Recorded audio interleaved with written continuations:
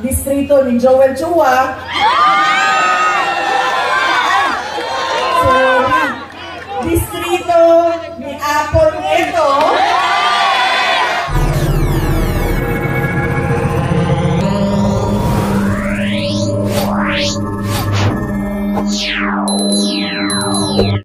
Huwag niyong kalimutan, hindi ako kandidato. Botante ako ngayong eleksyon na ito. Nagpapaalala ako sa inyo kung ano yung dapat gawin natin. Baguhin natin ang ugali natin sa pagboto ng mga kandidato. Ilang araw na ako umiikot sa iba't ibang lugar sa Visayas. Baka dahil naging 20 pesos yung bigas doon dahil umikot ako doon dahil ako sa Marlete. Ako napaisip pa. Kaya, oo nga eh. Bukas 20 na yung bigas ninyo dito kasi dumaan sila sa akin.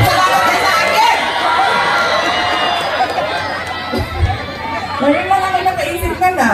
Galing ako sa Marlete, Cebu, Negros, Bacolod, Negros Occidental. Lahat ng madaanan ko, Manila, Quezon City, nagtatanong, kamusta na ba si dating Pangulong Rodrigo Duterte? Yes! Tatay! Ang dami ng mga hindi ko kilala, nagsasabi, ikamusta mo kami kay President Duterte? Kahit hindi kami magkakilala mga kababayan natin kung saan-saan. Okay lang po si Pangulong Duterte. Wala naman po siyang problema sa sakit. Ang kanya lang ay hindi siya marunong sa gawaing pambahay. Hindi siya marunong maglaba, hindi siya marunong magluto, at hindi siya marunong maglinis ng kanyang kwarto. At isa pa doon, siya ay may edad na, 80 years old, si Pangulong Duterte. May zero cup doon! Diyan daw? May zero! Zero Coke Zero! Sabi ko sa kanya, alam mo ang pinagmadali dyan? Itlog na lang, halu-haluin mo lang yan, dagdagan mo ng asin at paminta, tapos lutuin mo sa mantika, okay na yan. Sabi niya sa akin, hindi nga ako marunong magpatulog ng tubig, magpaluto ka pa na itlog. Yun lang naman ang kanyang challenges. Nahihirapan siya doon sa loob. Noong may zero doon sa supply kasi may vendo siya. May vendo sila.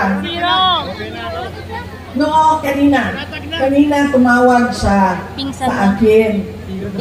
Ganun pa rin, nakamusta ko siya. Kamusta ba? May nararamdaman ka ba? Masakit ang ulo mo, masakit ang tuhod mo. Sabi niya, hindi. Masakit lang ang aking puso. Sabi ko, sabihin mo sa doktor. Sabi niya, bakit masakit ang puso mo? Sabi niya, ay, nawala na kasi ang mga girlfriend ko.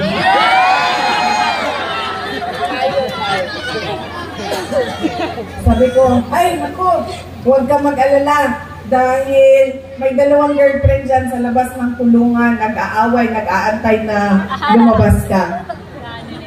Tapos sabi niya sa akin, sumali ba sa away ang nanay mo? Sabi ko sa kanya, ay naku, wala na siyang pakialam sa'yo. Yan po ang update kay Pangulong Duterte. Sabi niya kanina, kailan mo ba ako ilalabas dito sa detention center? Sabi ko sa kanya, relax ka lang dahil mamayang gabi meron kaming meeting doon sa distrito ni Joel Chua.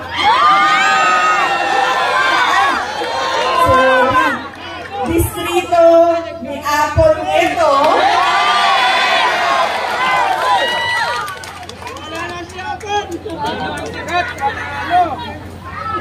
At Apple! Apple! Apple! Apple! Apple! Apple! Saan yung apple mo? Yung apple ko. Pulang-pulang na apple. Nalustak na niya ito ang apple. apple ko. Bakit namumutla itong apple na ito?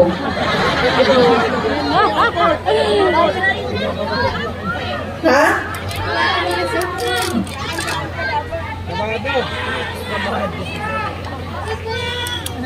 Saan ako? Sabi ko sa kanya, huwag ka mag-alala, mamaya, nandun kami sa distrito ni Apple, Chua. Ay, Apple! Apple na ito. Nagbubulo ka. Iniisip niya kasi Apple na ito.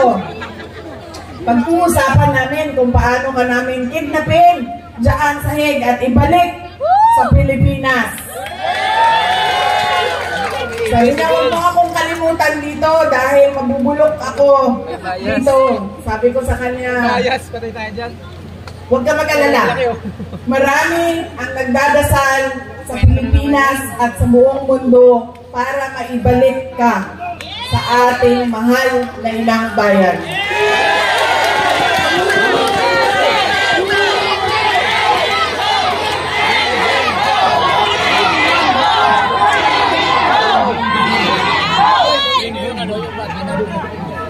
Yung mga nagtatanong kung kamusta si Pangulong Rodrigo Duterte, meron po kami maliit, short, maikling video para sa inyong lahat.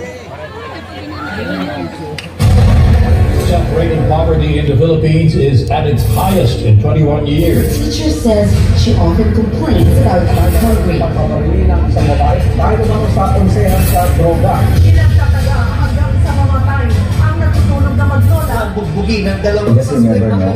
At bakit yung mga tao gumagamit ng drugs? Kaya never di sila addict. Gala, mga batang nagra-rugby, nagkalat sa gitna ng daan. Mga taong pinagbabaril habang Pilipino pagkain sa karinderya. Kalat sa social media ang video ito ng mga maliit sa mga Instead of going to school, they spend their days scavenging to earn money. Trabaho ang suspect at gumagamit sa umano ng droga. Good luck sa atin lahat. Sa halip na tutukan ang kumakalabasiin ng mga Pilipino. Krimen, droga at korupsyon.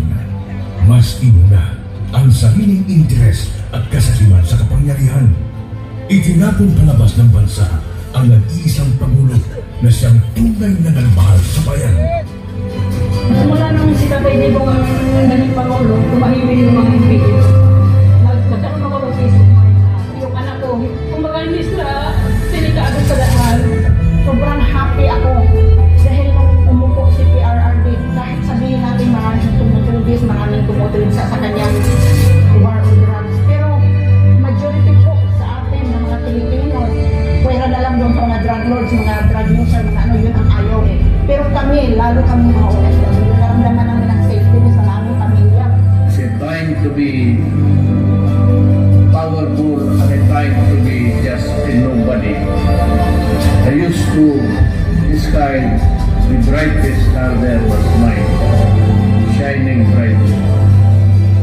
And in a few days, I will be just a Rodrigo Duterte from Danau, Cebu.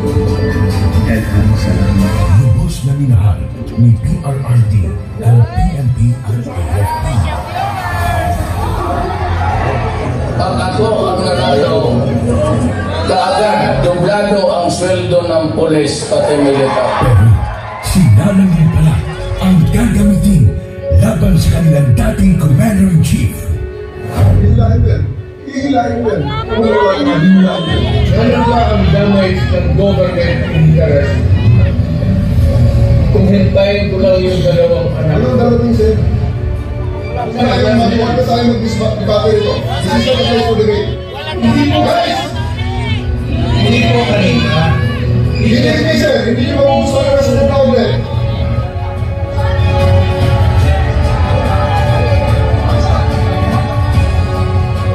Napilitan sa serbisyo ang iba dahil sa order ng isang bangag na namumuno sa kanila. Former Philippine Mayor Rodrigo Duterte has been taken into custody by the International Criminal At Court. yun ang simula ng pagliyab ng damdamin ng mga Pilipinong nagmamahal kay Tatay Digong.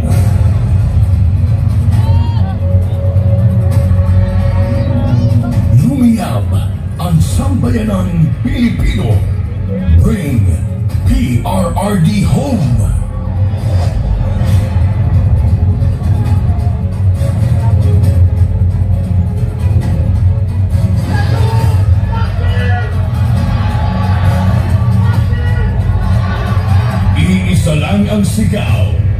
Duterte saan man sa mundo.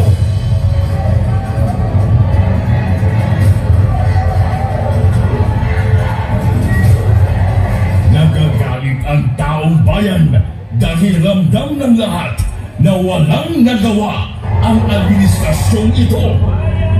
Sikasuhin, hindi sariling mithiin. Nais nating katawanin ang nagkakaisang damdamin ng milyong-milyong Pilipino at isabihin ang kanilang pinag-isang mithiin para sa isang mapayapa at nagkakaisang Pilipinas.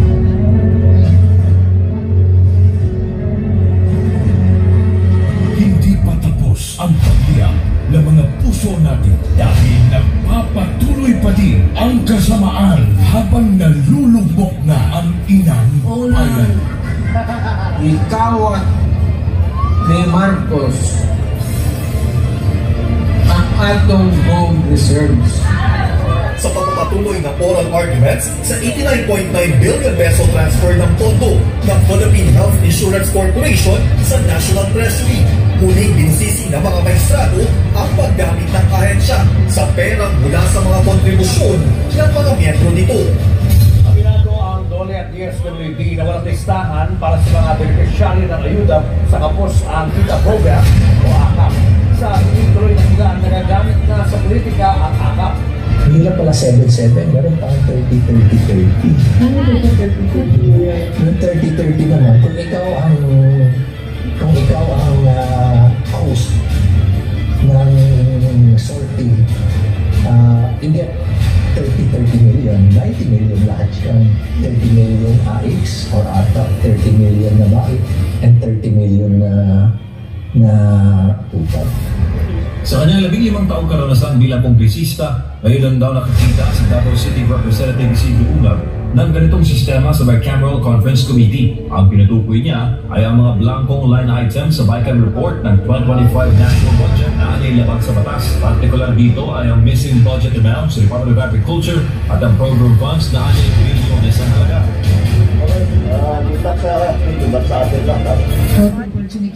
Na-promote pa nga ang mga instrumento ng pangingidang kay PRRD. Police Brigadier General Eugene Fajardo and family, and the Chief of the PNP and his family to join the President for local opportunity. Walang titigil para sa bayan. Maybe when I say my farewell, I get to live in the last day of my term. I'd like to say something, and maybe I'll cry. Gusto ko umiyak dahil hindi ko anong taong binigay nila ng pagmamahal sa akin. Totoo. You can save the Philippines. And now vote Duterte.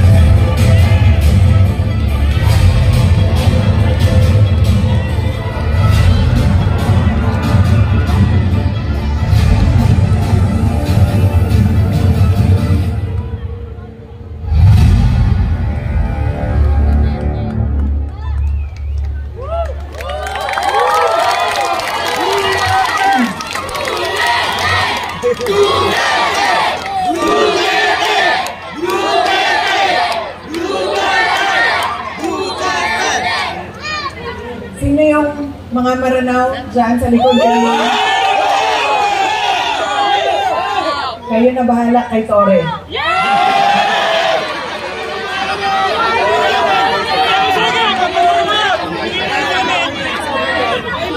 Si Congresswoman Apple Nieto na ang bahala kay Joel Chua sa tulong ninyo.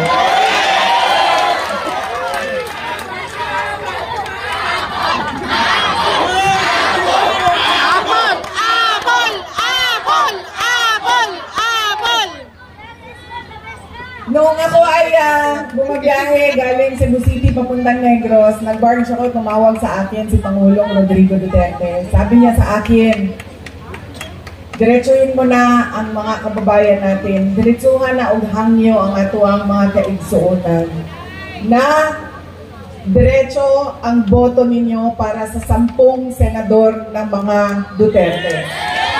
siya Bodyguard niya. habulin sa dayaan sa makina. Kaya dapat malaki at marami. Katulad ng block voting ang kinakailangan. At pangatlo, kailangan nagkakaintindihan yung mga leader kung saan ba talaga papunta ang ating bayan. Dahil yung 10 senador ng Duterte, naiintindihan nila na kailangan natin ituloy ang nasimulan ni Pangulong Duterte sa tunay na pagbabago. Noong kami ay tumatakbo, noong taong 2022, ang plataforma namin ay continuity o pagpapatuloy at unity o pagkakaisa. Hindi natin nakikita yon ngayon. Wala tayong nakikitang pag-usad papunta sa kaunlaran ang ating bayan. Ang naririnig lang natin ay bagong Pilipinas, pero wala namang nagbago sa ating bayan.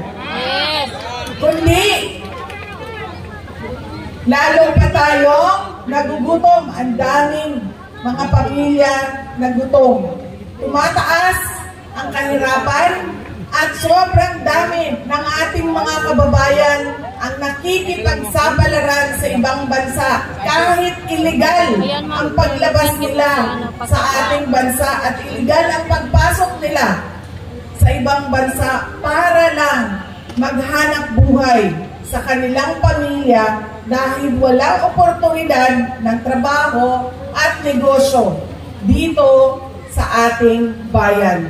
Para bang wala ng magandang kinabukasan dito sa ating bayan.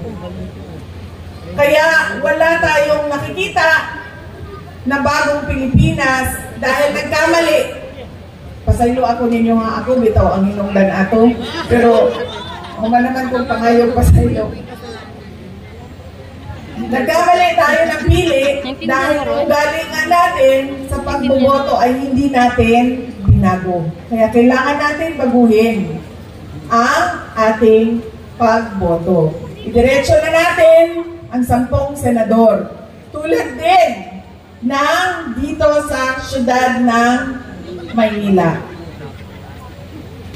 Kung sino yung mga kasama ng ating Mayor Isko Moreno Dumagoso, yun na rin ang piliin ninyo diretso.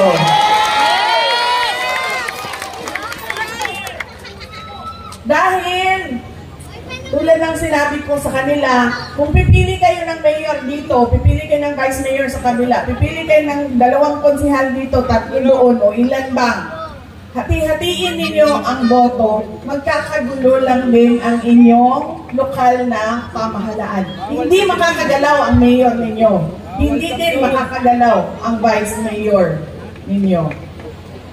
Kaya kung pumili na kayo, na ng kay Mayor Isko Moreno kayo, lahat ng kasama niya, kasama na ang ating Congresswoman Apple Nieto, ay iboto na ninyo.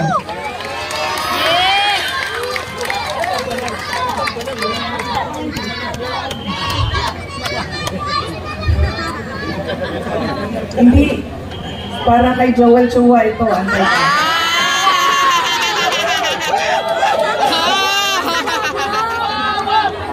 Sabi ng bata, kasi sabi niya, bigay daw yung apple. Ibibigay ko itong apple na ito kay Apple Nieto. Ma'am, saksak mo ito sa bibig ni Apple Chua hanggang sa kanyang lalamunan, hanggang siya ay mamatay. Apple na yan. Ibigay mo kay Snow White Joel Chua. Alam nyo,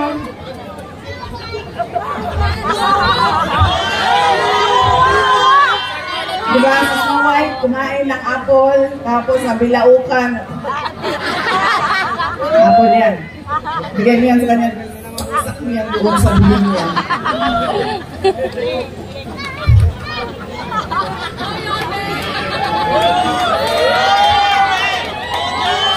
Yan yung si Joel Chua ba? Siya may may-ari ng Ingbitin? Ha? Hindi. Yung may-ari ng Ingbitin. Kasi alam nyo, dala-dala niya yan lagi, yung hupya na yan doon sa House of Representatives. Tapos pinamimigay niya sa mga tao. Pag may hearing, pinamimigay niya. Yung punta ako doon sa hearing nila, nakaupo ako doon, nakita ko iba't ibang kulay ng Ingbitin. Pagdating sa akin, hindi ako binigyan ng hupya.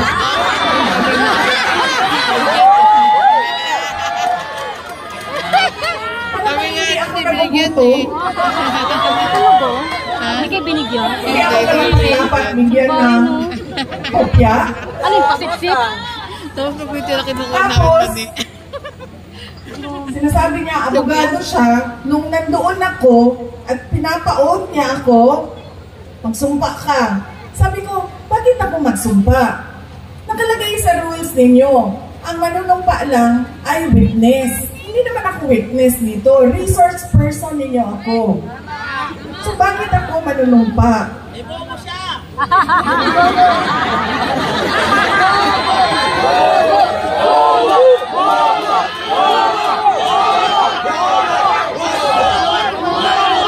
Huwag ka mag-alala. Yung Apple na hawak ni Apple ang solusyon.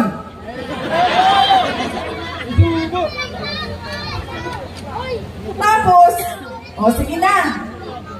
Huwag na yan si Inday Sara, hindi sumasagot. Hindi niya masagot. Blah, blah, blah. Blah, blah, blah. Tapos sabi ko, okay, sige, walang problema. Pinatawag nila yung mga kasamahan ko sa aming opisina. Walang problema. Sabi ko, anong gusto ninyo?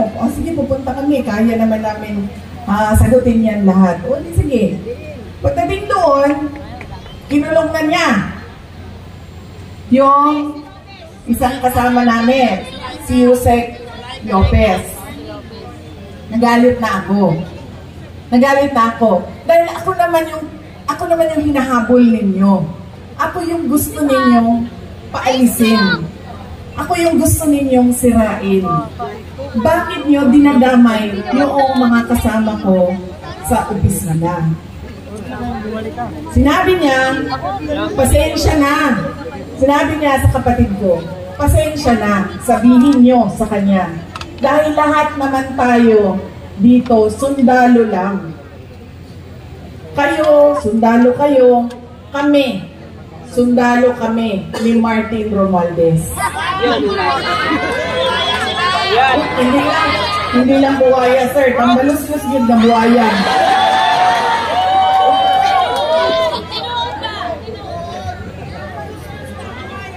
Sinagot siya ng kapatid ko, sundalo tayong lahat, pero kami, sumusunod kami sa tamang orders. Hindi kami sumusunod sa mali. Yan! Hindi ko nga alam kung paano nyo napili yan si Joel Chua, pero nasabi niya sa akin. Yan ang karakas ng inyong congressman. Ganyan ang pag-uugali ng inyong congressman. Hindi namimigay ng hopya. At sundalo daw siya. Hindi ko lang alam kung kaya niya yung hirap ng pagiging sundalo daw siya. Pero hindi naman niya sinusunod yung tama. Ang sinusunod niya ay yung mali.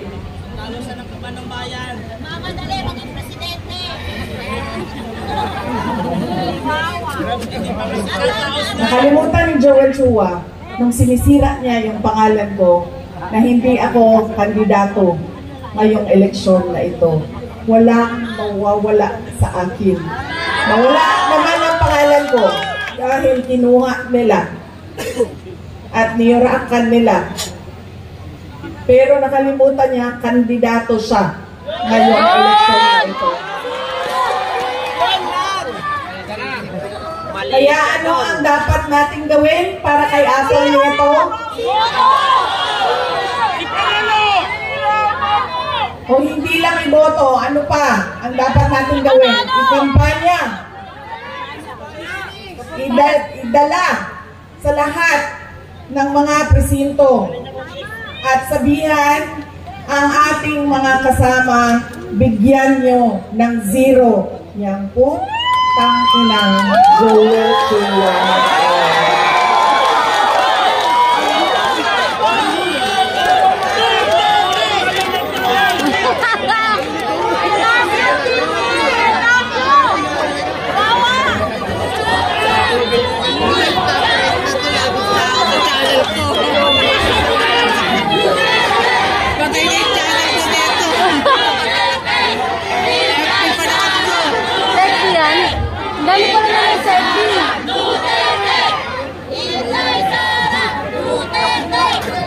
Mga kababayan, ang lahat ng ginagawa natin ay para sa Diyos, sa bayan, at sa bawat pamilya Pilipino. Shukran.